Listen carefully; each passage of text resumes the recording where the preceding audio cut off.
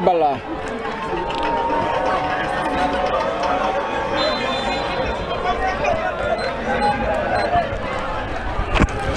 Amis téléspectateurs de la TP TV, fidèles internautes, bonsoir. On est ici au stade municipal de Makurapa pour cette première quart finale qui oppose l'ASC Natangué à l'ASC Almadies Védène 3. Almadies Védène 3 vêtus de leurs couleurs habituelles du noir et du blanc. L'ASC Santhiaba du blanc et du bleu. Donc on va assister à une rencontre qui s'annonce belle actuellement. Les gradins sont pleins, on voit le public qui donne de la voix dans cette première quart de finale de la zone 12A. La pression est pour l'ASC Natangué, c'est une remise en touche, ça va revenir cette fois-ci, ça sera toujours la pression reste pour les bleus et blancs, ça sera une faute, estime Michel l'assistant.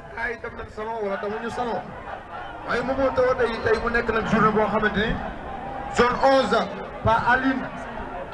Zone 11, zone 12A, pas Aline mi nga xamanteni and ak Mor Mbaye ci liggéey bu mucc ay bi tay.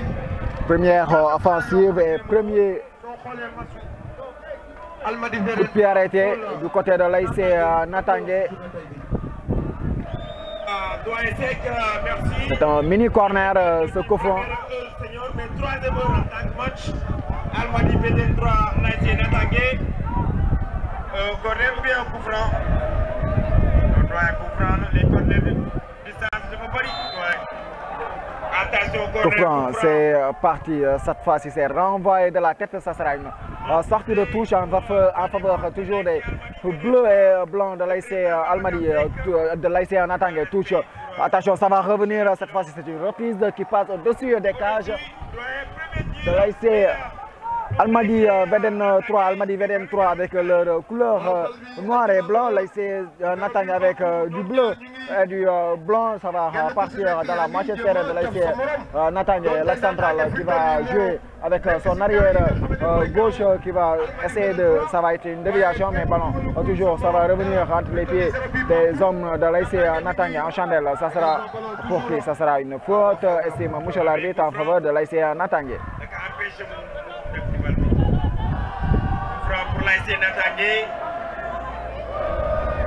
coup franc pour les blancs bleus de l'ASC Natangué. Coup de pied arrêté dans la moitié de terrain, l'ASC Natangué qui va être exécuté par le dossard 17. Attention dans la surface, ça va être dégagé, mais ça ne sera pas loin.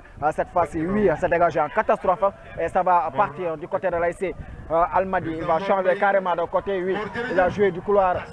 Attention, il a trébuché. Estime monsieur l'arbitre, la prochaine va revenir au bleu et blanc de l'ASC Natangué. Ça va partir maintenant. Le dossard 5, le dossard 5 qui va se retourner. Il va jouer en retropasse avec le dossard 2, l'axe central, qui va jouer un long dégagement. Cette fois-ci, ça sera freiné et touche en faveur de l'ASC Natangué. Touche pour les blancs bleus. Natangué. De l'ASC Natangué doit être dossard 6. Touche toujours. Maintenant, cette fois-ci, c'est les noirs et blancs rapidement.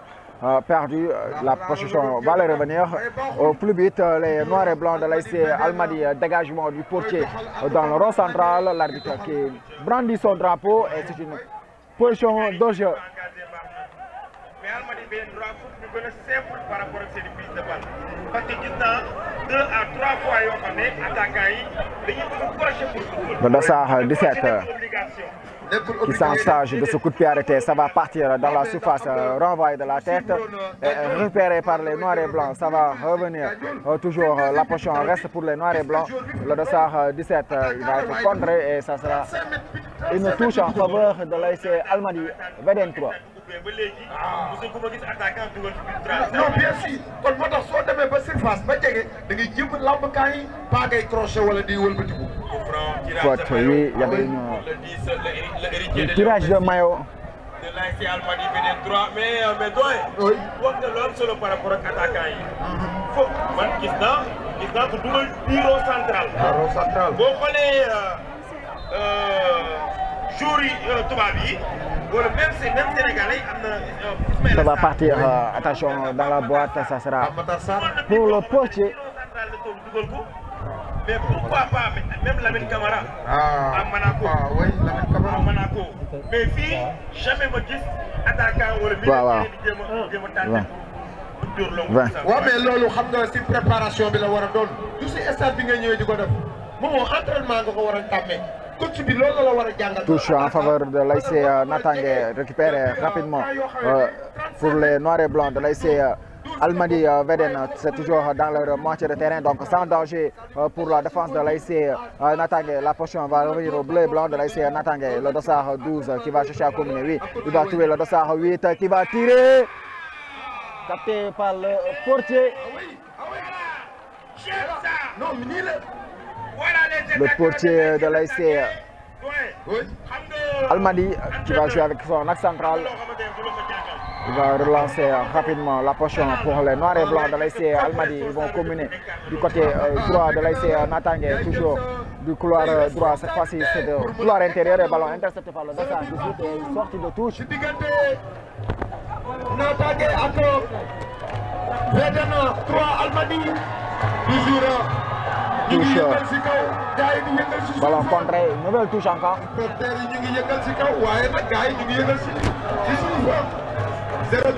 Jarafman n'a pas failli de zone de tir. Touche toujours. Diallo bu baaxee nga wax. Toujours 0 but partout. Bonsoir Diallo. Et voilà, bonsoir Talibé, bonsoir. Touche exécutée par l'arrière droit, ça va revenir sur ses pieds toujours. Il va chercher à passer. Oui, il va passer le dossard 6. Le dossard 6, cette fois-ci, il va perdre la balle. Et le dossard 5 qui combine avec le dossard 6 de l'ASC Almadies et qui va récupérer la faute. On va essayer de voir.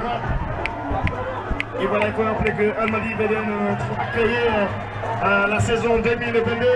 C'est la deuxième année de suite, si je me souviens. La deuxième année de suite voilà, de compétition pour ce CSP pour Almadies Védène 3. C'est le premier match des contre Sokamek. Le score final 2 buts à 1. Le deuxième match c'était contre l'Ergui, 4 buts à 1 pour Almadies Védène. Et le troisième match c'était contre Djibo, gagné par Djibo, mais sous peine, en tout cas de recours. Et voilà, le recours bien sûr, Djibo a eu cette faveur au détriment de Almadies Védène. Mais sur les joueurs du BMA, Salim Mohamed Ndiaye. À présent, on va revenir ici, le coach Youssouf Abba et M. Abdoulaziz Sarr, le coach adjoint à côté Almadies Védène 3. On va essayer de voir. Rapidement joué. Et sans oublier que Natangué aussi. Excusez-nous de cette interruption, ça va revenir toujours. Oui, chacune, ouais. Ils vont partir, le dossard 5 de l'ASC Almadies. Attention, c'est une bonne passe dans la surface, il va tirer et c'est capté par le portier. Il va relancer de la main du côté gauche de sa défense, le portier de l'ASC Almadies Védène. Il va partir arrière gauche, il va essayer de passer à l'intérieur. Oui, il va jouer toujours dans le couloir gauche, ça va partir jusqu'à la dossard 10 souligné. La première intention, le centre était bon, mais ça a été contré, ça sera un corner. Et voilà. Almadies Védène 3. Natangué. Sans oublier que l'arrière gauche de l'ASC Almadies Védène est au sol. Et on va s'en profiter pour vous laisser avec le public de l'ASC Almadies Védène 3. Voilà la première saison du coach Méli. PDG Borom Ndam. L'ASC au plus haut de sa forme. En jouant sa toute première quart de finale. De quart de finale bien sûr, mais quand je dis dans sa toute première, en tout cas cette première quart de finale avec le coach Méli reste inoubliable. C'est parti, essayez bien tirer, attention. Le portier qui s'interpose. 2022, Natangué, première quart de finale, date de création 2023. Demi-finaliste et en 2024, éliminé en phase de poule. C'est l'ASC Natangué en bleu blanc. Allez, on va voir. Va aller venir 208. L'enjambé, chez Magique. Un match vraiment très serré. Attention, la potion est pour les bleus blancs. C'est parti dans la défense de l'ASC Natangué, de l'ASC Almadies autant pour moi. Président, chargé de la communication. Attention dans la surface et l'ouverture des scores par le dossard numéro 5 sur un slalom dans la défense de l'AIC. Almadi Vedine 3 l'AIC. Natangé qui ouvre le score à la 10e minute de jeu dans cette première quart de finale. L'AIC Natangé 1, l'AIC Almadi 0. À la 10e minute de jeu pour l'AIC Natangé. C'est le capitaine de dossard numéro 6. Quel but il a passé, il a perforé la défense de l'AIC Almadi. C'est le capitaine. Avec beaucoup de puissance. C'est le père. Le dossard numéro 5 de l'AIC Natangé qui a perforé la défense de l'AIC. Almadi Vedine avec un slalom magistral. À la pointe du pied, il a trompé la vigilance du portier de l'AIC. Almadi Vedine qui va partir à l'assaut. Attention, ça passe à côté de peu.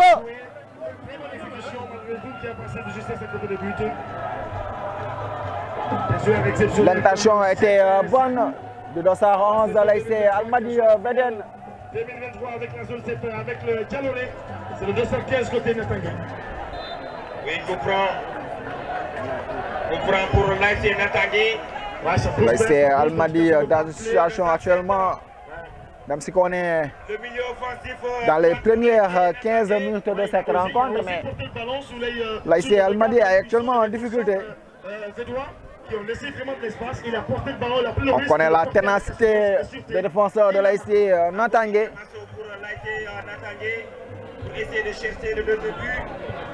C'est parti cette fois-ci, attention, ça va revenir entre les pieds de l'AIC Almadi, de l'AIC Natangé. Ça sera une sortie de 5,50 m en faveur de l'AIC Almadi. Qui a gagné un score de 1 but pour le moment, mesdames et messieurs.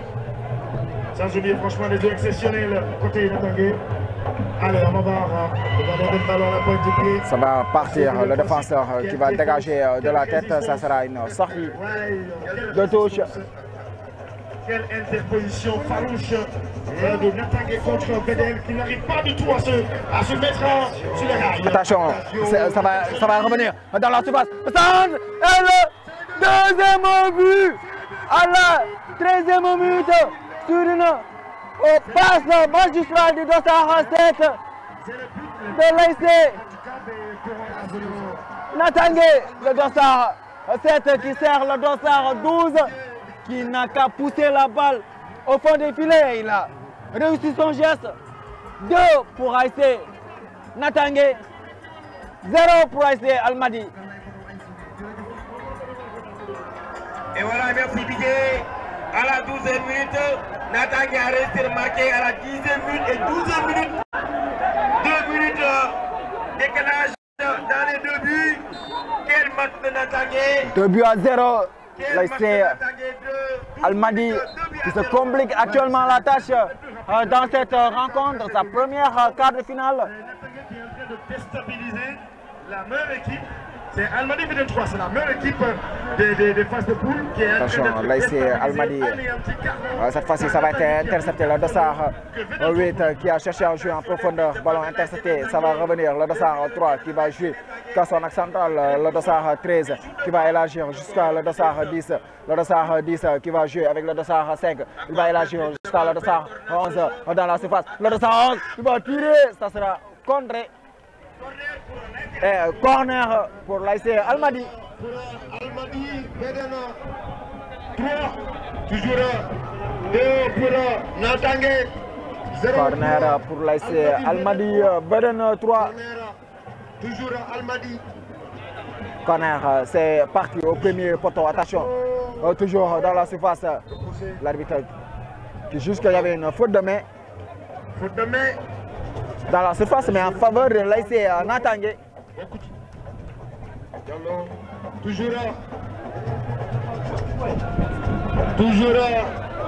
2 pour Natangé.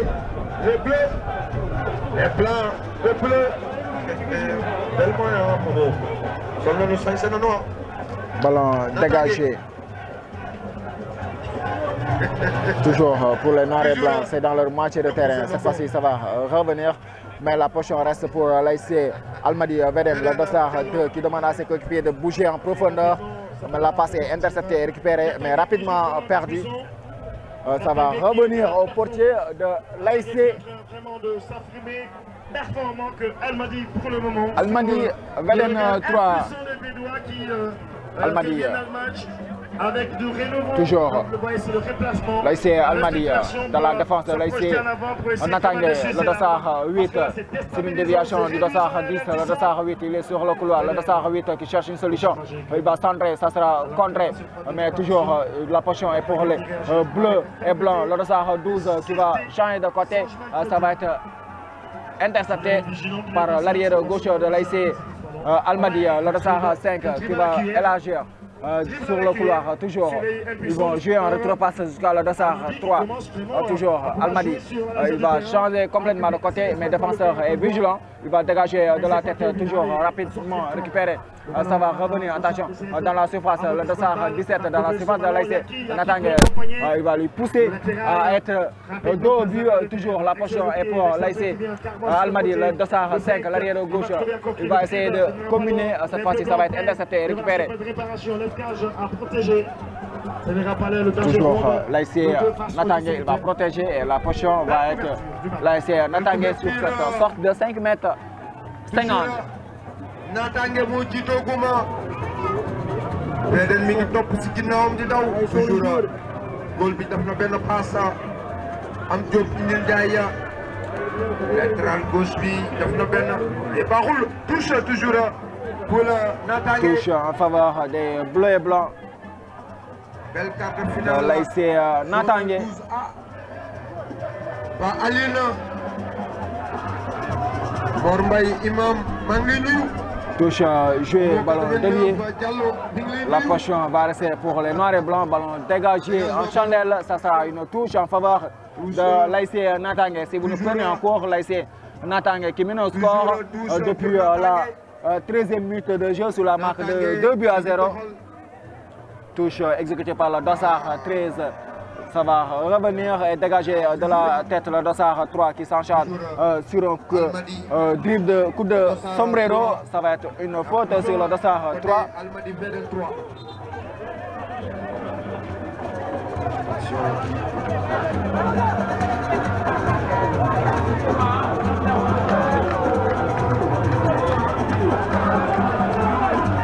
Coup de pied arrêté. Ballon joué. Attention aux abords de la surface. Le dossard 6 était vigilant, va dégager le dossard 5, l'auteur de premier but cette fois-ci. Ça va revenir toujours l'ASC Almadi Vedem maintenant qui a mis le pied sur ce ballon. Ça va jouer jusqu'à le dossard 6 qui a mal contrôlé ce ballon. Ça sera une. Laïba, Malaysiar, la Jarafman. Coup de soufflet à nouveau. Sous la vigilance de tous ces téléspectateurs ici présents. Monsieur Sow. Mes salutations à la zone 11 de Nyankorap, dirigée par M. Nyan. Suis de M. Déthié Faye, PDG Amoul Tapale de l'ASC Cité Apix. Mora Mbaye Imam. Voilà. Allez, ça va repartir. Léger. Dans les mains du goalkeeper. Wade. Babacar Diouf. Le PCS. Babakara. C'est Babacar Diouf, le stoïque. Police. Papaye de la zone de tir. La stoïcité. Anasef Ndiaye. Il faut être vraiment stoïque pour avoir les caractères d'un vrai homme avec la hache. Babacar Diouf. La potion pour les noirs et blancs de l'ASC Almadi Vedem toujours. Ils vont essayer de combiner. C'est dans le rond central. Le dossard 17, il va perdre le ballon, mais rapidement rendu. Qui a tendance vraiment à être repoussé carrément par les Bédouins. Ouais, ils sont en train vraiment de s'agripper. C'est comme si tu montais la montagne. Voilà, c'est comme si tu grimpais la montagne. Parce que là, on voit franchement la chute. Là, on est en chute libre. C'est un mouvement rectiligne uniformément varié. Une touche en faveur de l'ASC Natangué qui va être exécuté par le dossard 13. Ballon rapidement récupéré par les noirs et blancs de l'ASC Almadies. C'est un mauvais contrôle, mais rapidement le dossard 3 qui combine avec le dossard 8, le dossard 8 qui va jouer avec le dossard 13 du côté de l'ASC Almadies. Toujours, c'est le dossard 3 sous la pression du dossard 8. Il va récupérer la faute rapidement jouer. Attention, c'est l'ASC Almadies qui va partir. Le dossard 17 qui va combiner sur le couloir avec le dossard 10. Le dossard 10, il va garder jouer. C'est une mauvaise passe, ballon pour l'ASC Natangué. Attention, c'est une belle ouverture jusqu'à le dossard 12. Il n'est pas en position de jeu. Le dossard 12, il a mal contrôlé son ballon. Heureusement pour la défense de l'ASC Natangué. De l'ASC Almadies VDN autant pour moi. Il avait le temps, il avait l'espace. Il suffisait juste de se calmer, de gérer cette opportunité avec humilité et sérénité. Une balle de but qui est encore à nouveau par Natangué. Mais attention. Le renouveau dans le jeu, côté de l'ouverture. La relance à profondeur. Le duel engagé entre la lutte ça va être dégagé. Et ça revient au dossard 13 de l'ASC Almadies. Ils vont combiner le dossard 3, toujours le mettre à jouer du côté de l'ASC Almadies VDN. Ils vont jouer en profondeur. Oui, que c'est bien joué. Il va centrer en préméditation. Le dossard 10. Il a mal repris ce ballon. Le dossard 10, il était seul au second poteau. Il a bougé en retard de l'action, mais il a fait l'anticiper, malheureusement. Voilà, il n'a pas bien, il s'est pas bien saisi de cette opportunité. C'était une bonne passe, un bon centre du côté de l'ASC Almadies VDN. On voit Almadies VDN qui commence à être entreprenante dans cette rencontre. Toujours Natangué moo jiitoogu ñaar si dara. Almadies VDN mi ngi topp si ginnaawam di daw waaye ba léegi dara leeragul. Président Maguette Ndiour maa ngi lay nuyu. Président jaune 12 ans. Ballon dégagé, renvoyé toujours pour les noirs et blancs. Cette fois-ci, c'est pour les bleus et blancs qui vont dégager à leur tour. Ça va partir, ça sera une touche en faveur des noirs et blancs au côté du banc de l'officiel de l'ASC Natangué. Cette fois-ci, ça va partir, ça sera un duel, le dossard 10 qui remporte ce duel, mais pas pour le deuxième, ça sera dégagé. Une nouvelle touche pour l'ASC Almadies. Cette fois-ci, ça sera du côté de leur banc technique, une nouvelle touche. Cette fois-ci, ça sera en faveur de l'ASC Natangué qui mène au score. Ballon dévié. Il va protéger, laisser la balle franchir la ligne de touche rapidement exécuté. Le dossard 6 qui va jouer avec le dossard 15. Le dossard 15 pour le dossard 8 en profondeur. Attention, belle interception et récupérée par le dossard 6, l'arrière droit de l'ASC Natangué qui va élargir de l'extérieur du pied jusqu'à son Alexandre. Qu'est-ce qu'il va faire? Attention, en profondeur. Oui, ça sera intercepté et dégagé dans la défense de l'ASC Natangué. C'est une mauvaise passe et touche en faveur de l'ASC Natangué de Dr Ndiaye. Toujours touche pour Natangawa. Dossard 6, Moyore Baldi. Donc on s'en profite aussi de cette occasion pour présenter nos condoléances à Seydouba, le président de HLM Mbolo, qui a perdu son père depuis la semaine dernière. Attention, le dossard 5, ça passe à côté donc. Oui, VDN dafa mel ni fi mu toll nii. Seydou Ba xaw na tekki tànkam tuuti. non VDN tekkiwul tànkam mais li mu yaakaaroon ci match bi moo amul. Aussi Aminata Fall aussi, la photographe officielle des zones 11, 12A, 12B, 12C de la commune de Tivaouane Peulh Niaga qui a perdu son père avant-hier. Respect moo xaw a des tuuti par rapport ak seen adversaire mais tout est possible. Ah oui, bien sûr. Pour man waruñu yàkkamti. Dëgg la dañu war a jël seen temps gisante seen biir. Pour man dañu war a jël seen temps gisante seen biir doyen loolu pour man bu ko Almadies defee war na mën a dugal but ci match bi. Toujours aussi saluer le président de la zone 12A, président Paline Diawle et l'ensemble de son staff. Paline aussi. Monsieur Mor Mbaye, l'homme à tout faire de la zone 12, mais aussi sans oublier le chargé de la communication, Pape Thiam, chargé de la communication de la zone 12A, mais aussi président de l'ASC Médina, Pape Thiam, Sori Balde, Djamalik et Idrissa Ba de la zone 12A. L'ancien coach de l'ASC Satrak, Idrissa. Attention, le dossard 10 sur le couloir avec son pied gauche. Le dossard 10, 2, cette fois-ci 3. Il est à l'axe maintenant. Ça va être contré. Et le dossard 5 maintenant. Le dossard 5, l'arrière gauche. Attention, profondeur dans la surface. Ça va être dégagé. Et corner. Gauche. Il a enlevé le ballon au bon moment, le défenseur de l'ASC Almadies Védène. Le Natangué autant pour moi. Mais aussi saluer le tuteur du peuple, Serigne Amsal. ci 20 minutes lay dem wala day continuer bu dee day continuer nga samp jiyaar ak moom mais bu dee continuer wul nga naxtaan ko dugal ko benn doole. mais Momo dama gis beneen deuxième mi-temps boo xam ne dina xaw a metti si Almadies Védène donte xam naa ne bu dindi wecciwul benn bii. Touche pour nga wecc ko si deuxième dans la surface. Attention, le dossard 17. Contré, corner maintenant. Le dossard 11, rectification. Est-ce que xam nga ne booy sàcc te kenn xool la sàcc du am njëriñ. dëgg la. mais booy football yi. Jouer à la remonte. Attention, c'est parti le portier. Ça sera une sortie de 5 mètres 50. Le portier de l'ASC Natangué qui est au sol.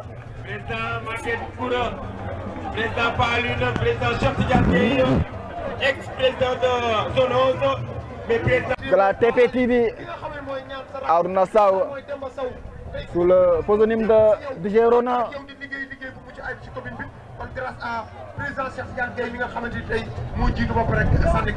Et voilà, grâce à... Et c'est Almadies, cette fois-ci, ça va être récupéré. Ballon intercepté et récupéré par le dossard 5, l'arrière gauche de l'ASC Almadies. Il va changer de côté, oui, il va trouver le dossard 8 sur le couloir.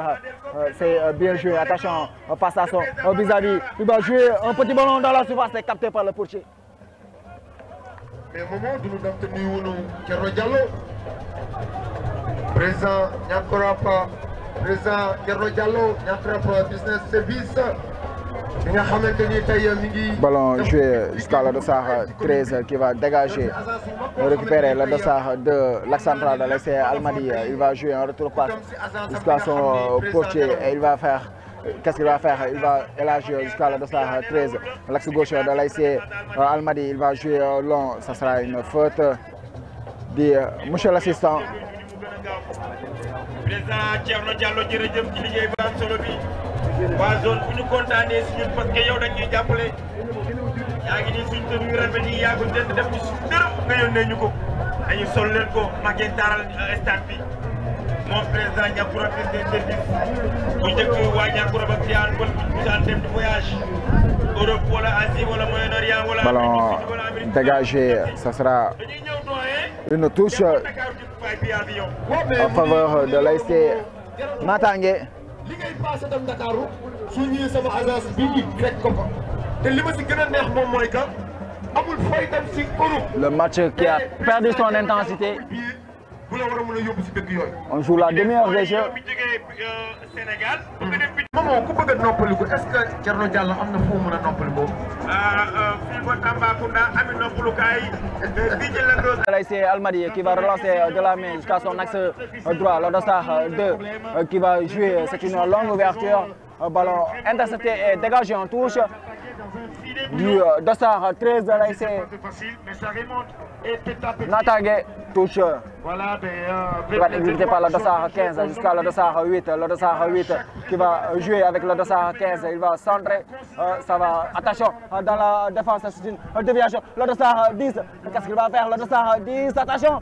Toujours. Attention. Réduction des scores du dossard 17. Sur le bel passe du dossard 10 qui a perforé la défense de l'ASC Natangué.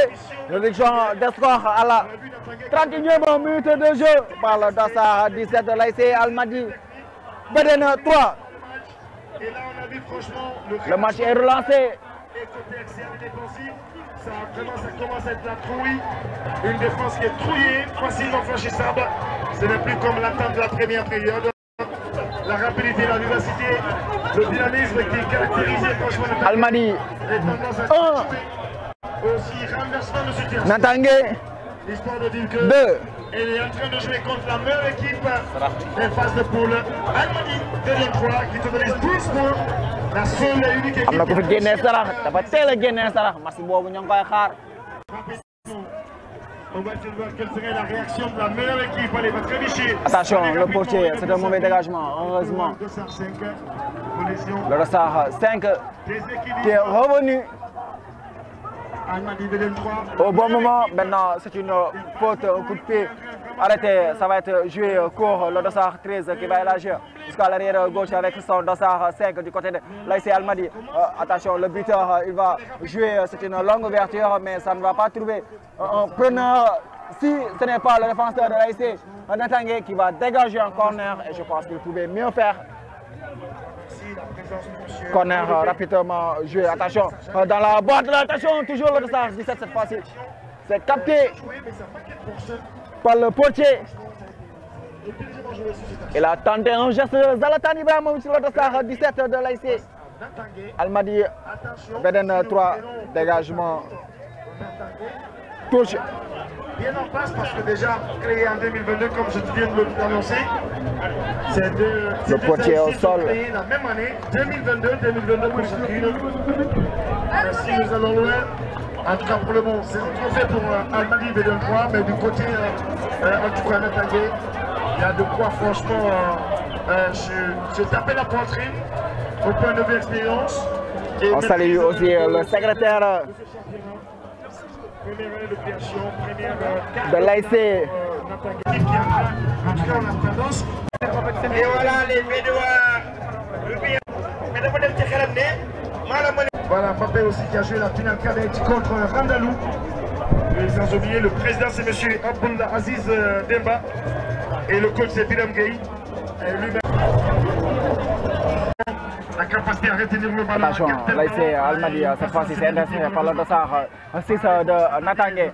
Natangué, toujours, il va changer carrément de côté. Cette fois-ci c'est dans l'axe de jeu. Ça va être dégagé par la défense de l'ASC Bédène. Jouer maintenant, changement de côté. C'est le dossard 7 qui va faire face au dossard 15. Attention, dans la surface, il va tirer au premier poteau. Ça retombe au petit filet. À chaque fois il a le ballon, c'est un danger. Et ce que j'apprécie chez lui, il n'est pas heureusement. Il a le ballon, il fait face à l'adversaire. Il fait face pour la défense, le dossard 13 qui va dégager. Cette fois-ci, ça va être encore renvoyé. Et touche en faveur d'Almadies Bédène 3. Touche exécutée. Une nouvelle touche encore du côté d'Almadies. Touche jouée. L'arbitre estime que c'est mal exécuté. Amortissement de balle. Ah, là, vraiment, c'est incroyable. Incroyable, mais vrai. La meilleure équipe des phases de poule qui quand je jouais ce match avec un pied cassé contre Natangué. Franchement compliqué, mais quand même peut-être que d'ici la fin, on va essayer de voir quel sera. C'est parti dans la défense. Attention, c'est un mauvais dégagement. Le portier, heureusement, le portier était présent. Ce mauvais dégagement du défenseur de l'ASC. Et qui met en avant le bien-être des joueurs et l'équité sportive vraiment présente, l'atmosphère vraiment conviviale. Almadies, ça va revenir toujours, ça va rester pour les noirs et blancs.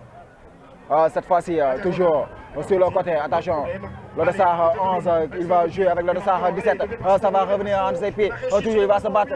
Cette fois-ci, c'est le dossard 5. Ballon récupéré pour les blancs et blancs en profondeur. C'est parti. Attention, le dossard 5. Qu'est-ce qu'il va faire? Il ne passera pas face au bulldozer de l'ASC Almadi Veden. Ça va repartir du côté de l'ASC Almadi Veden. C'est une bonne ouverture. Le dossard 10 avec son pied gauche dans la surface. Il va s'imprimer. Il va tirer, c'est freiner. Toujours la potion. Attention. L'arbitre estime que toujours le jeu continue. Le dossard 15. Cette fois-ci, il va centrer. Et le portier qui soulage la défense de l'ASC Natangué.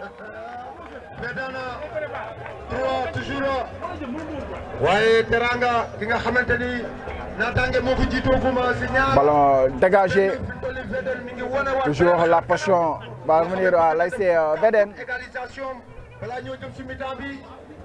Ballon dévié, ça va être dégagé en chandelle. Ça sera pour qui? Pour les bleus blancs. Rapidement récupéré par les noirs et blancs. Attention, cette fois-ci, c'est contré toujours la potion pour, heureusement pour la défense.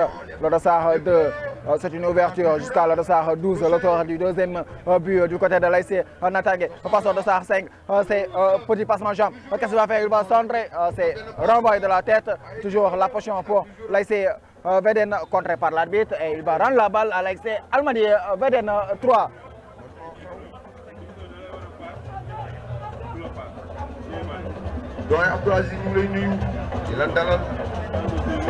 Ballon, attention dans la surface déviée, mais le défenseur a été vigilant. Il va mettre sa tête pour renvoyer la balle en touche. Est-ce arrivé sur la fin de ce match pour le moment? On voit franchement la récurrence, la fréquence des actions. Attention, le dossard 10 avec son pied gauche, le dossard 10, cette fois-ci il sera contré. Cette fois-ci c'est le Berthe du côté de l'ASC Almadi qui va jouer avec le dossard 10, toujours entouré par trois adversaires. C'est une passe maintenant récupérée, toujours c'est l'ASC. Attention, c'est l'ASC Teranga qui va partir en compte. Le dossard 7 face au dossard 2 de l'ASC Almadi. Attention, passe en jambe. Attention, qu'est-ce qu'il va faire? Il a été repris, mais toujours la potion va rester pour l'ASC Natangué. Le dossard 12. Attention, l'auteur du deuxième but dans la surface, ballon contré. Ça va revenir. Toujours que c'est animé dans cette rencontre. Très facilement dans la surface de réparation des Védois qui, pour le moment, peinent vraiment à faire face, peinent vraiment à former une section d'assaut pour empêcher Carbon cette remontée. Ballon joué, le dossard 8, qu'est-ce qu'il va faire? Le dossard 8 qui joue avec le dossard 3, que c'est subtil, le dossard 3, ils vont élargir jusqu'à le dossard 11 dans la moitié terrain de l'ASC Almadi, de l'ASC Natangué. Autant pour moi, ça va repartir combinaison. C'est une très belle combinaison, une très belle sortie de balle du côté de l'ASC Almadi Veden. C'est une ouverture, l'arbitre qui brandit son drapeau estime le dossard 11 était en position illicite. Hors-jeu, heureusement pour la défense de l'ASC Natangué qui est en train de subir dans ces dernières minutes de cette première période. Qui pour le moment franchement ont carrément perdu leur identité tactique au détriment des Bédois qui manquent aussi de finition malgré qu'ils sont fréquents dans la zone de but. Mais franchement ça manque d'application, de justesse des pieds, d'orientation dans les tirs. Dégagé, ça sera une faute. Poussette, oui, c'était visible du dossard 2 de l'ASC Almadi. Monsieur le capitaine, vous savez, c'est la personne, c'est l'une des personnes d'autorité. Si vous prenez l'équipe, on n'a que deux personnes d'autorité. C'est l'entraîneur et le capitaine. Et ces deux personnes d'autorité ont une responsabilité forte, pas envers leur équipe, mais envers le football. Parce qu'ils ont la charge de respecter les arbitres.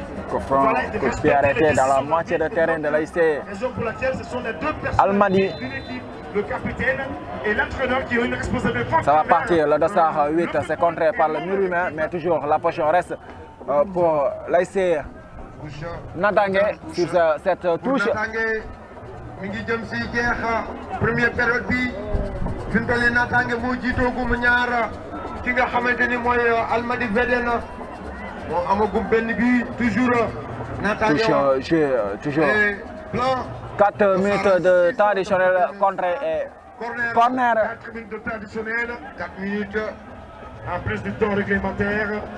4 minutes moo des si match bi jeex. Plus à 1. Ah oui, ñu dem si premier corner dans ce temps additionnel. Dans la zone de corner. Ah oui. Il va lever le ballon, ce sera un corner vraiment très élargi. Allez. Attention, c'est parti. Attention à l'axe. Il était seul.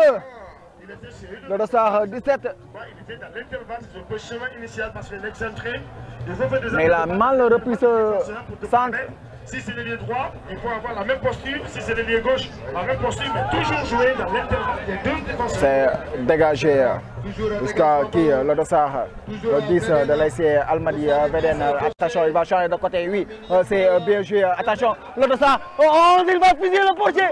Heureusement, quelle parade du portier. Mais c'était très bien parti.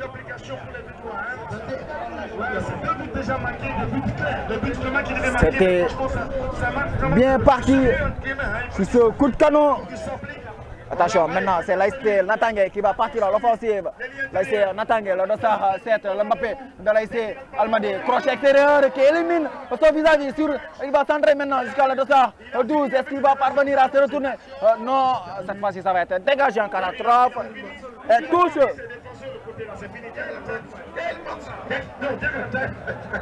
Dès qu'il a le ballon, lui, il n'hésite pas. Il est serré. Il est vraiment fait face. Tu peux te corner, crochet extérieur. Tu peux te corner.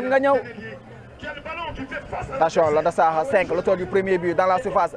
Il va être repris, ballon toujours pour les noirs et blancs de l'ASC Almadies Védène. Il va chercher à trouver le dossard 10. Malheureusement, il va trouver un adversaire. Ça va revenir entre les pieds du Mbappé de l'ASC Natangé. Ça sera une touche en faveur de l'ASC Almadies Védène 3. Touche rapidement jouée. Le dossard 10 face au dossard 13. Cette fois-ci, ça sera pour le 2 qui va dégager dans la défense de l'ASC Natangé. Attention, duel du dossard 17 et du dossard 8 remporté par le défenseur de l'ASC Natangé. Touche rapidement joué.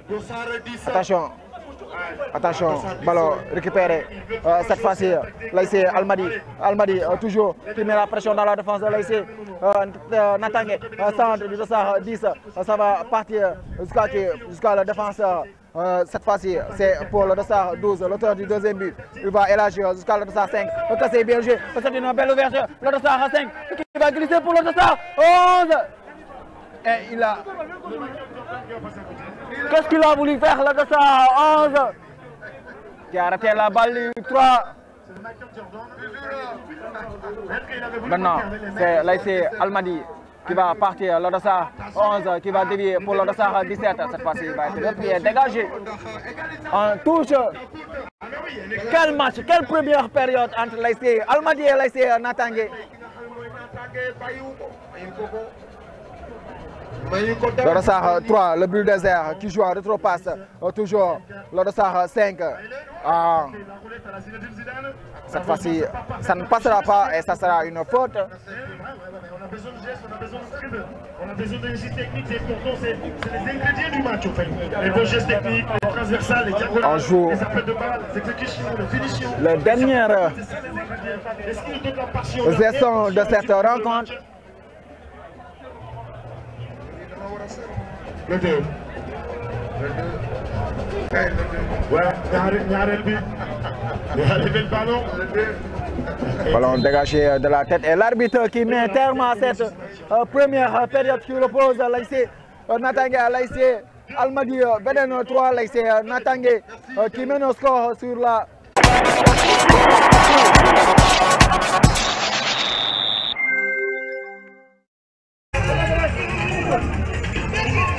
C'est bon. C'est bon. Merci.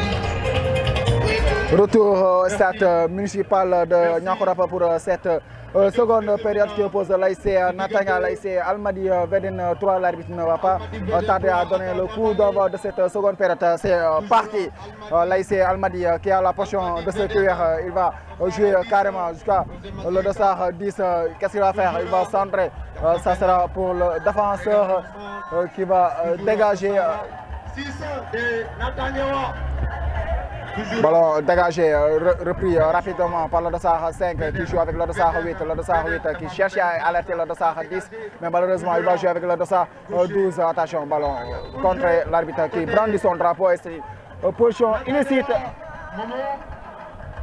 Ici, deuxième mi-temps. Almadi.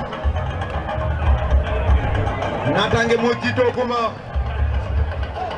Toujours l'approche pour l'ASC Almadi Veden, le Dossard 11. Qu'est-ce qu'il va faire? Le Dossard 11 qui combine avec le Dossard 3. Toujours le Dossard 3 qui va combiner avec le Dossard 5. Le Dossard 11 cette fois-ci, c'est dégagé. TP Jamono mi ngi ñëw ak ki nga xamante ni mooy sàcc bi. Et toujours corner en faveur de l'ASC Almadi Veden 3 qui va être exécuté par le Dossard 8. Le Dossard 8 qui s'en charge de ce coup de pied de coin au premier poteau et dégagé une nouvelle fois. Corner. En tout cas, il faut bien exécuter ce coup de pied arrêté. Cette fois-ci, c'est parti. Le portier qui passe à travers un ballon dégagé. Encore dégagé pour la défense Touche. Cette fois-ci, en faveur de l'ASC Almadi, toujours, ça va revenir. Et cette fois-ci, c'est une sortie de 5,50 m. Pour l'ASC Natangué, pour l'instant 2 buts à 1 pour l'ASC Natangué. Natangué moo yokk si waa ji dugal ko à la 10e minute et 12e minute de jeu. mooy li nga doon wax rek mooy fekk que waa ji naaw rek nga dóor ko mbéj boo xam ne mbéjum fajar la. Dégagement. du xam ban bunt lay jaaree. Déviation. waaye dafa mel ni Duel Almadi mi ngi commencé. entre le 12 et le 2. Duel qui est remporté par le Dossard 2. De l'ASC Almadi touche en faveur de Noir et Blanc. Mais au fil du temps, Almadi a le bulle désert, le Dossard 3, il va se mettre face au jeu. Le bulle désert, cette fois-ci, il sera repris, ça sera une touche. Touche. 2 buts à 1. Toujours Côté le Dossard Natangué. 10 qui se bat. Touche Pour en faveur de Natangué. Bachir maa ngi lay nuyu. Grand photographe. Dégagé encore en touche. Touche encore pour l'ASC Natangué. Voilà, nuyu nañ leen bu baax yéen ñi nga xam ne yéen a toog loose officielle. Gis naa sama gars yi foofu ñoom Layba, le futur maire Layba. de Dungalao. Président Layba ñu ngi lay nuyu. Dungalao. Attention, ballon c'est renvoyé par la défense.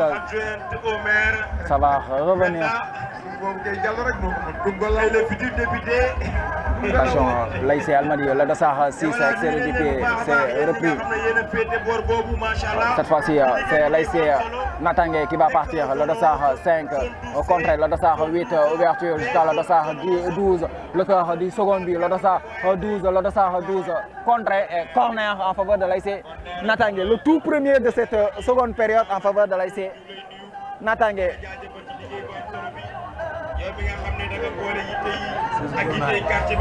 Parce que Féetal la grosse ñi nga xamante ne ñoom ñooy saytu xorom bi moom moo leen jiite fan yii passé dama toog ne corner, c'est parti, c'est au troisième poteau et touche en faveur de l'ASC Almadi.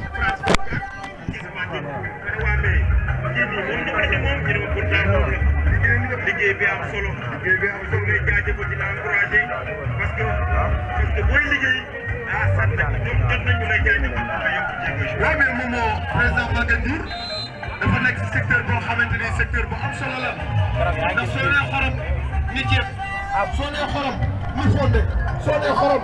Attention, Almadi, le Dossard 3, le bulldozer. Qu'est-ce qu'il va faire? Attention, c'est une belle ouverture, mais le portier qui se saisit de ce ballon.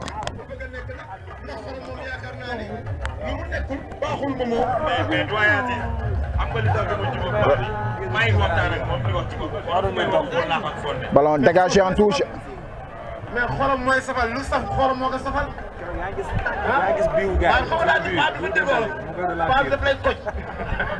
Paa bi daf lay jéem a koj. Rona maa ngi nuyu Lamine Sow am na yóbbante bi ma yóbbante mais maa bañ Lamine li ma wax tegu ko fenn Lamine Sow. waaw nga ñëw daal nekk ne paala moom mi ngay xale. invitation xale moo ko war a def. invité mag la. lu ko xale lu ni mag la. il voyage rapidement ñu ñëw ci match bi nga xam ne moo posé Almadies BDN 3. Donc mes salutations à Lamine Sow, le PDG de Sow Imo. Lamine Sow, un jeune qui est à Tivaouane Peulh, qui est en train de faire un excellent travail dans l'immobilier dans la commune de Tivaouane Peulh Niague. Lors des demi-finales, je vous donnerai toutes les informations concernant son agence. Lamine Sow. maa ngi lay nuyu Lamine mi nga xam ne moom fi nga xam ne mooy Sow Imo muy am liggéey bu am solo fii ci commune Tivaouane Peulh Niague bés bu ñu demaatee ba demi-finale daan jox information agence yëpp ku bëgg terrain rek nga dem seeti Sow Imo. Sow Imo service moom Lamine Sow ñoo ngi la koy nuyu di ko ziar.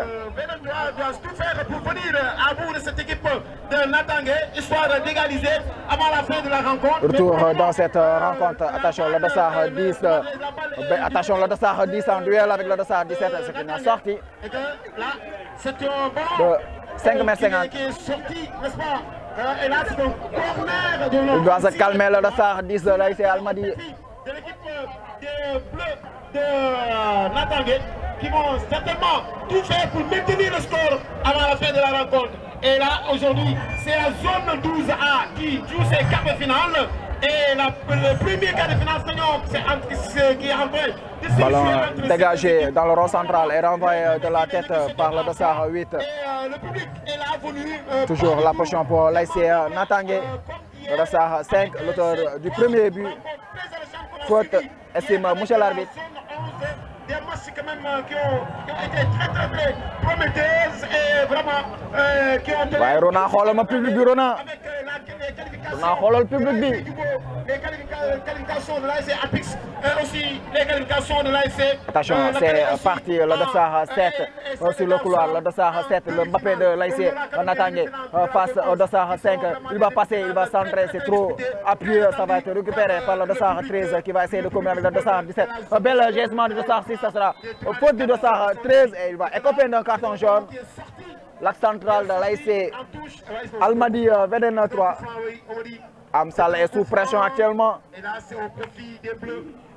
C'est au profit des Bleus qui tentent de tout faire pour... Je me limite là, Amsal est sous pression, Serigne Amsal. A un tout petit peu baissé d'intensité. Serigne Amsal qui attend la seconde rencontre qui lui concerne directement. Serigne Amsal, la deuxième rencontre. Fii la ñuy toog am ñu pelloo ko maag yow. Barki Rasulullah. C'est la TP TV, la chaîne qui vous allume. Almadies BDN 3 ñoom ñooy supporter noonu. Merci beaucoup. Supporter xolam la ci. Sànq ñu ngi doon wax xolamu màgg njuur bi. Coffrant. Ay saabu xolam di may gars yi. Waaw. C'est parti, le dossard 8. Attention, c'est parti et c'est capté sur la ligne. Début, le portier de l'ASC Almadies BDN va relancer rapidement avec le dossard 15. Le dossard 15 qui va dégager, ballon renvoyé par le dossard 6. La position pour les bleus blancs, le Mbappé de l'ASC Almadies. Belle ouverture du côté de l'ASC Natangé, l'arbitre qui brandit son pognon. Et c'est une position illicite. Estime l'assistant 1. Alors l'arbitre estime qu'il faut revenir sur l'action. Une position.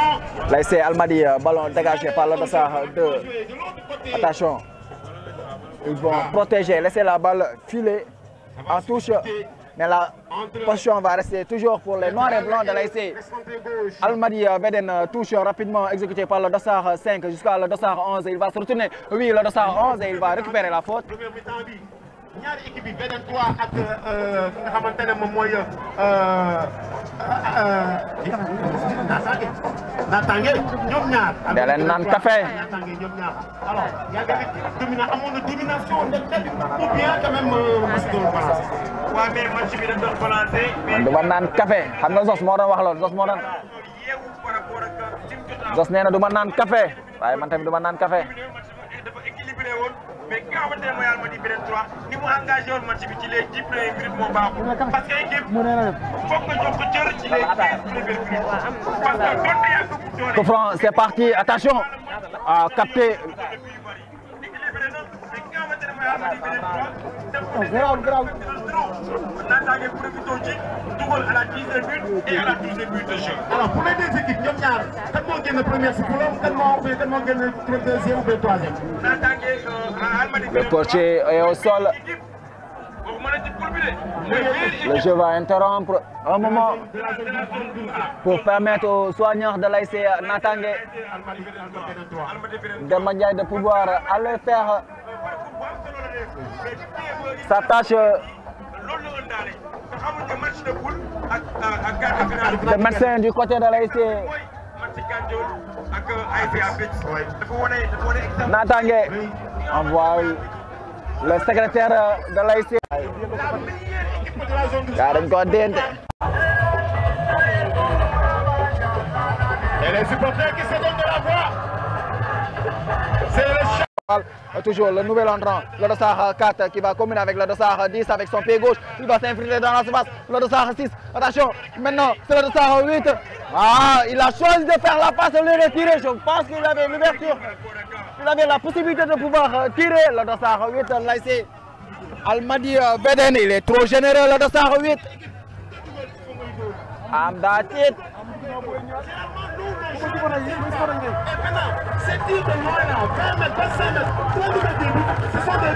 Ballon dégagé, le dossard 5. Il va essayer de dévier, il va être repris, ballon récupéré rapidement, le dossard 5 de l'ASC Almadies. Maintenant c'est le dossard 5 de l'ASC Natangué qui va écoper un carton jaune sur une faute du dossard, sur le dossard 5 de l'ASC Almadies Beden 3. Attention, Almadies toujours le dossard 11, il va perdre ses appuis et c'est une sortie de 5 nationaux en faveur de l'ASC Natangué.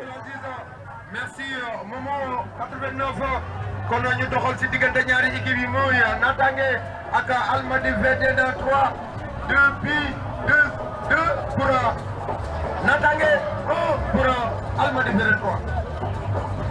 Voilà, toujours dégagement ballon. Ballon dégagé, le dossard 7 en duel avec le dossard 5, ballon dévié et ça sera une faute. Côté Natangué. Faute en faveur de l'ASC Natangué. Numéro 7. Quelle journée. Ay dafa mel ni ñaari turbine yi ñu ngi xët. Kenn ku si nekk yaa ngi yëngal si kaw. Ay ñaari équipe yi ñu ngi yëngal si suuf. Momo jërëjëf 89 doyen Abdou Aziz jërëjëf. Toujours Natangué. Coup franc dans la moitié terrain de l'ASC Almadies Beden 3 qui va être exécuté par le dossard 8 de l'ASC Natangué.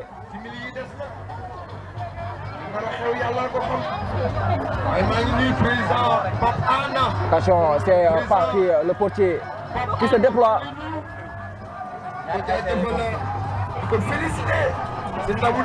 Attention, c'est parti jusqu'à qui le dossard 6. Ballon toujours le 10 désert, le dossard 3 de l'ASC Almadies. Lui, il va conserver ce ballon, il va jouer jusqu'à le dossard 13, le dossard 13 jusqu'à le dossard 5, le dossard 5 qui joue en rétro-passe avec le dossard 13. Attention, c'est une mauvaise passe. Le ballon intercepté, ça sera une touche en faveur de l'ASC Almadies.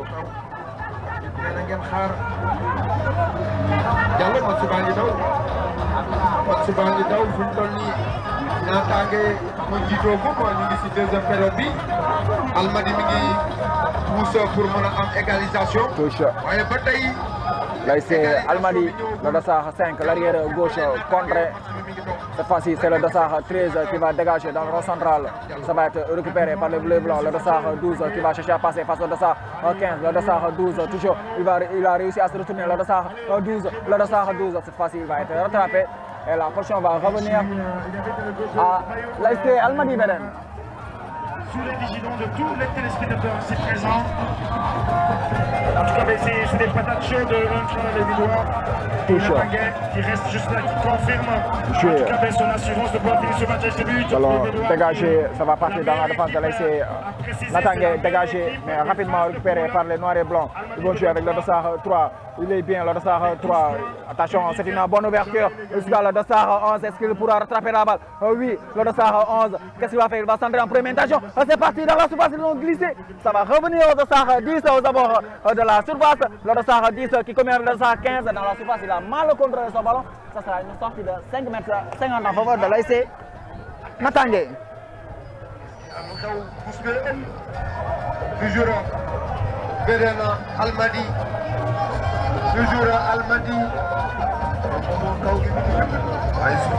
Sortie de 5 mètres 50.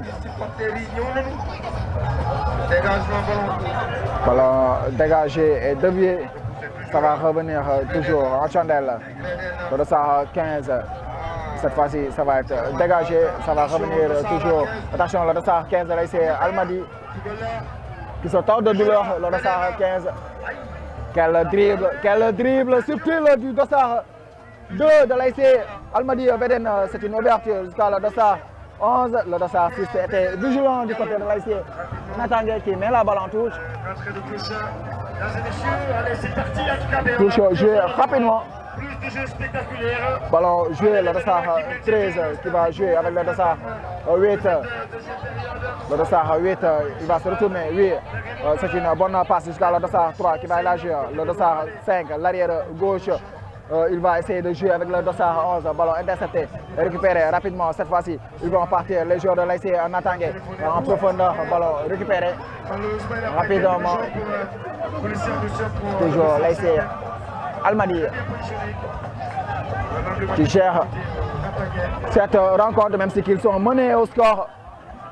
Et toujours l'ASC Almadi, cette fois-ci, le Dossard 6, l'arrière droit, toujours très bien placé. Le Dossard 6, il va partir. Le Dossard 6, toujours l'arrière droit dans la surface. Il va tirer ses contrées. Corner.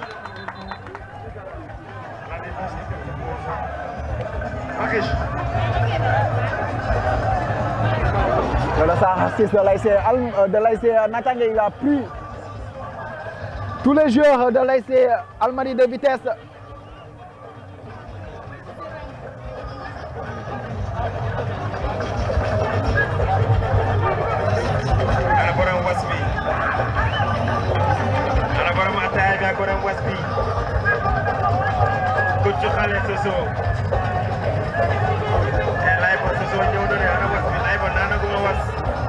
Le futur maire de Dungalao.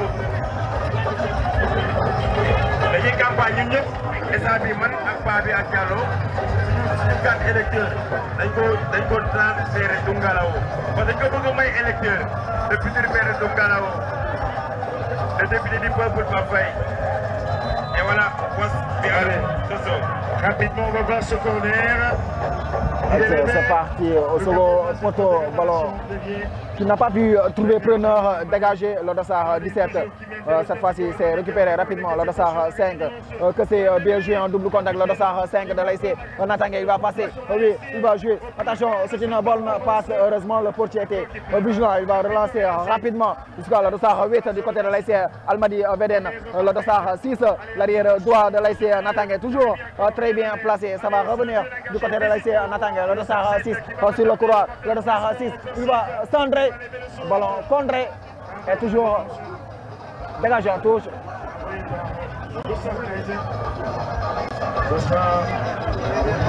Rentrée de touche. Rentrée de touche. Sur l'œil vigilant. Président Babacar. Almadi Veden 3. Voilà, Laïba, Nyonyet Yakoham. Touche. Laïba. Le Dossard 6. Cette fois-ci le ballon, le Dossard 10 de l'ASC Almadi Veden. Le Dossard 10 contré. Ça va revenir dans la défense de l'ASC Almadi. Cette fois-ci, ils vont s'interposer et récupérer la balle. Il a tardé à prendre la décision. Ça sera une touche en faveur de l'ASC Almadi Veden. Le Dossard 6 qui se bat toujours l'arrière droit de l'ASC Almadi Veden, de l'arrière de l'ASC Natangué. côté Védène. A créé un but qui a tendance à rester figé. Est-ce qu'on va essayer de savoir la meilleure équipe touche qui va être exécutée par l'arrière gauche de l'AIC Almadi Védène. C'est parti jusqu'à la Dassa 3 qui va chercher un coéquipier libre. Oui, il va jouer avec l'arrière droit du côté de l'AIC Almadi Védène. Le Dassa 15 qui va jouer jusqu'à la Dassa 17. Cette fois-ci, c'est dégagé, mais ça va revenir toujours. Le Dassa 3, le Dassa 3 toujours, il va élargir jusqu'à le Dassa 10. On passe au Dassa 6. Le Dassa 10 toujours, il ne parvient pas à se retourner. Oui, il a trouvé un coéquipier. Malheureusement, il n'a pas pris la profondeur. Ça propose, ça innove, ça bouge, mais vraiment ça manque vraiment de productivité côté des doigts, la facilité, la fluidité, le dynamisme, la position de balle, les espaces exploités, mais franchement, ça propose comme je l'ai dit, ça innove, ça bouge, mais il y a toujours un blocus, ça n'arrive pas vraiment à franchir facilement la ligne défensive opaque natangaise. Rapidement. Touche sortie de 5,50 m pour moi, ça va revenir à l'épied du numéro 10, c'est dégagé maintenant, touche à côté du banc des officiels de la zone 12. Le meilleur buteur, c'est Mohamed de l'AIC Djibo avec 5 réalisations. On va se tourner, ça sera une faute en faveur de l'AIC. C'est TP Diamano cette saison, mesdames et messieurs. Almadi Védène. Encore c'est Mohamed de l'AIC Djibo, totalise 2 distinctions de la première jusqu'à la dernière journée des phases de poule. Mohamed de l'AIC Djibo du président Diop, qu'on salue de passage par rapport à son accompagnement, son dynamisme et sa passion pour le foot. Avec le. Puis arrêtez, c'est parti, le Dossard 5, c'est bien tiré, attention, le portier qui se déploie et qui s'interpose sur ce franc bien tiré. Et la meilleure attaque, tout comme aussi la meilleure défense, revient à l'AIC Dental. Pourquoi il est meilleure attaque? Parce qu'il a réussi à marquer 13 buts pendant les phases de poule. Et pourquoi l'AIC Dental aussi vraiment conseille. Ça va revenir le Dossard 13 cette fois-ci. Le Dossard 5 qui va gagner son duel. C'est la seule AIC à pouvoir. Touche en faveur de l'AIC. Almadi Védène touche rapidement exécuté. Le Dossard 3, il a parvenu à se retourner. Il va jouer le Dossard 17 qui va dévier. Attention, le Dossard 11, qu'est-ce qu'il va faire? Il va essayer de jouer cette fois-ci. C'est récupérer, dégager. Toujours la poche pour les noirs et blancs de l'AIC Almadi. Toujours le Dossard 10 face au Dossard 6. Le Dossard 10 qui cherche à passer. Ne passera pas face à 4 joueurs de l'AIC Natangué. Maintenant, c'est parti. Le client Mbappé de l'AIC Natangué, attention, la défense. C'est bien joué et la sortie est propre du côté de l'AIC Almadi Védène. Les Natangué, franchement, ça fait quand même minutes. Les excentrés n'arrivent pas à percer le ballon dans le camp sur la zone de réparation. C'est le 4. Et la pire des défenses. Goal Denigage. Avec 15 buts encaissés. Voilà pour le match, pour les phases de poule. 15 buts encaissés. C'est la pire des défenses. Des phases de poule. Là, c'est jouer rapidement le Dossard 11. Est-ce qu'il va se retourner? Le Dossard 11 toujours. Le Dossard 11, il ne passera pas. Mais la potion va rester pour les noirs et blancs. Ça sera un corner. Corner en faveur de l'AIC Almadi Védène 3. Almadi Védène 3 qui ne cesse pas de pousser. Qui ne cesse pas de bousculer la défense de l'AIC Natangué. Corner, c'est parti, c'est au second poteau. Ça va revenir le Dossard 5. Attention dans la surface cette fois-ci. Ça sera une sortie de 5,50 m. De but, 5,50 m. Et les AIC catégorie senior déjà qui ont quitté la compétition. Voilà, très dignement. Bartom, Capoton Fil, Yakar, notre président Laïba, Soukabek, Medina, Yonoui, Cité Agnès, Darussalam 1 de Tuampol, Mariste. C'est les AIC catégorie senior qui ont déjà dit au revoir à cette compétition cette saison. Et retenez bien, Ballon dévié et récupéré par les noirs et blancs. Le Dossard 8 qui va élargir jusqu'à le Dossard 4. Le Dossard 10 cette fois-ci avec son pied gauche. Il va essayer de s'infiltrer dans la défense. Il a été repris. Ballon toujours pour une mauvaise, un mauvais contrôle. Le coulissement offensif est au rendez-vous, mais une défense compacte et infranchissable qui crée franchement de réels problèmes de franchissement. On veut nous. Ah, mon ami, cette prise de balle là, franchement, on va voir ça. Le torse doit être en direction du ballon. Tu prends le ballon vers tes filets de but. Attention, le ballon à l'air. On va terminer le duel. C'est une protection.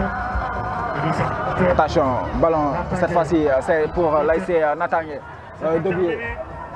Allez, à contre-attaque, encore lui, le Mac Tyson.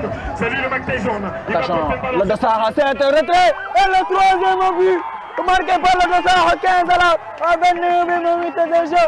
Le deuxième, seconde période, le Dossard 15 qui anéantit tout espoir de l'ASC Almadies.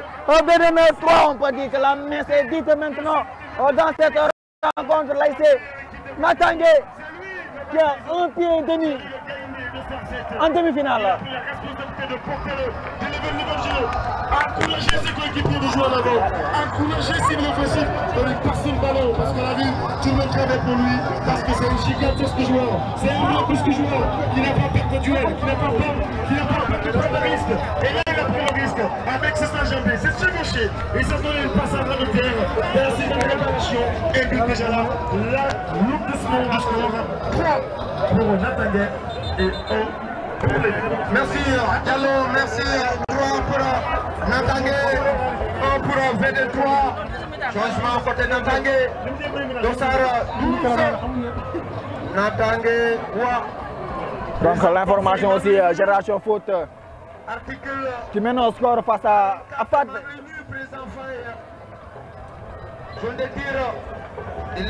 De Côte d'Ivoire, l'ASC Génération Foot qui mène au score. Actuellement, cette rencontre se déroule à Thiès, à Stade Lat Dior. Ça 3. Toujours Almadies.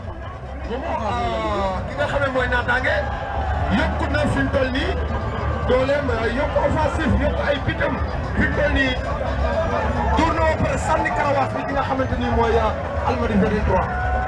waaw mais doyen Seck wax nga dëgg Almadies VD3 pour l'instant encaissé na 3e but. Attention, ça va revenir le Dossard 10.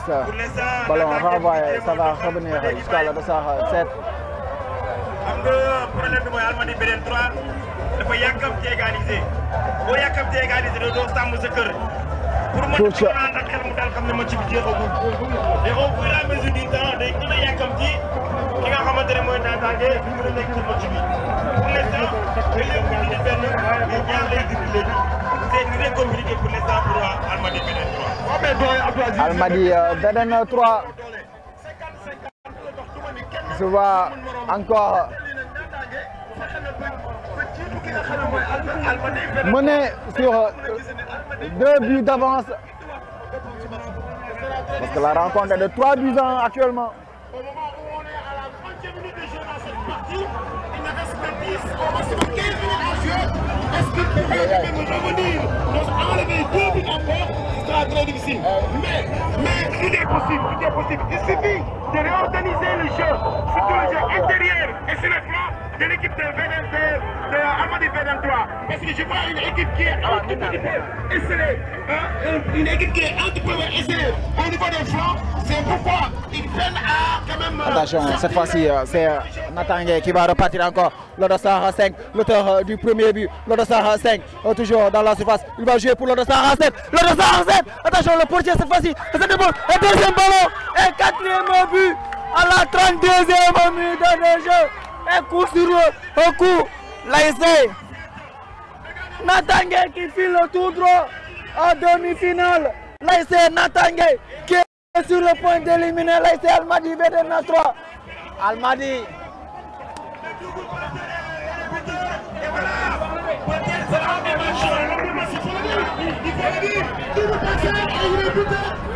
Attention, cette fois-ci c'est Almadies VD Le Dossard 10, le Dossard 10 dans ses œuvres. L'arbitre va revenir sur la faute. Il est complètement déjanté. Je ne sais pas comment il a fait pour sortir première équipe de la puissance.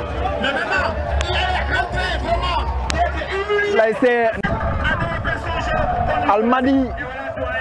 dafa am benn xale bu réer mu ngi am juróom-ñaari at mu ngi tudd Serigne Saliou Dieng mais bu fekk la sol képp koo gis xale bu tudd Serigne Saliou na nga ko indi fii ci régime yi. C'est parti. mu ngi nii taxaw Serigne Saliou Dieng. Attention dans la surface, cette fois-ci c'est dégagé. Attention, ça va revenir. Le Dossard 7 qui lève son drapeau. Serigne Saliou Dieng qui encore le jour Djibo aussi hier il a failli xam nga su ko def boobu gis nañ ko encore un petit peu légèrement avec sa tête ak de Natangué qui s'est purifié n'est-ce pas au fil de la rencontre qui à chaque fois continue. Attention, c'est parti, c'est au second poteau. Ça va être mal contrôlé et cette fois-ci c'est l'ASC Almadi Védène 3 sans vitesse qui va relancer jusqu'à le Dossard 11. liñ ci daj dem sonn nañ parce que démb hier avec les trois rencontres tooguñu fenn dañuy dawal ba sonn donc loolu aussi L'ASC Almadi Védène du président Babacar Seck. Attention, ça va repartir le Dossard 8. Il a marché sur le ballon, le Dossard 8. Toujours, il va temporiser sans pression. Les blancs et bleus, ils vont continuer à combiner. Le Dossard 8 va jouer avec le Dossard 5, ballon récupéré, le Dossard 3. Actuellement, c'est comme un basket, il ne part plus à l'offensive, les joueurs de l'ASC Almadi Védène, on les voit marchant. Le Dossard 5 et l'auteur du 4e but aussi. Le Dossard 15, l'arrière droit de l'ASC Almadi Védène va combiner, attention, ça va partir dans la défense, il va jouer facilement pour son portier. Cette équipe Almadi Védène 3 qui n'a plus que du force cet après-midi. 4 buts. Le Dossard 3 va jouer pour le Dossard 4. Le Dossard 4, toujours, il va combiner avec le Dossard 17 dans la surface. Il faut chercher à réduire le score pour l'honneur. Dégagé en touche. Voilà, Natangué, vraiment, c'est une équipe charmante qui est vraiment à vue. Mais je vois que les gars sont à 90% vite. Avec une ñor, gars di mom ñor xam nga ay xoox mais ay sami gars di ñor et là donc arbitre bi sifflé moom mooy ñor mooy doon les gars sont vite. L'ASC Natangué, il va continuer à combiner. L'ASC Natangué sont en train de combiner. Attention, cette fois-ci c'est une mauvaise transmission. Là c'est la défense. Le gardien il va saisir. Franchement, comme on est Cette fois-ci, l'ASC Almadi, il ne va pas trouver preneur. Si ce n'est le défenseur, l'arrière gauche de l'ASC Natangué qui combine avec le Dossard 10. Une touche, il va élargir. Toujours.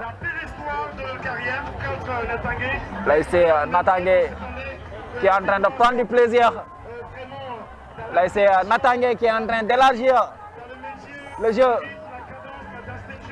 L'ASC Natangué, toujours la potion. Natangué qui ouvre une nouvelle page sur l'histoire. Attention, le 10. Toujours. On va combiner.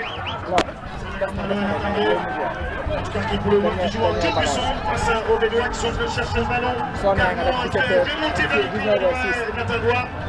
Attention. Ils savent que les Bédouins viennent chercher le ballon. Vous savez. Vous le sifflez, mesdames et messieurs, incroyable. C'est fini. C'est pratiquement fini. L'ASC Natangué qui file en demi-finale. L'arbitre ne va pas tarder à donner les 3 coups sifflets qui vont mettre à terme de cette rencontre. Carton jaune, le dernier pratiquement dans cette opposition de l'ASC Natangué à l'ASC. Oui, c'est fini à 19h06 l'ASC Natangué qui élimine l'ASC Almadi Védène 3 sur le score de 4 buts à 1. L'ASC Natangué, première équipe qualifiée pour les demi-finales dans cette saison 2025-2026 de la zone 12A. L'ASC Natangué a imposé sa suprématie. C'est Natangué qui a dominé dans tous les compartiments du jeu. Là, c'est Natangué qui a mérité sa qualification et du courage à l'ASC Almadies VDN 3.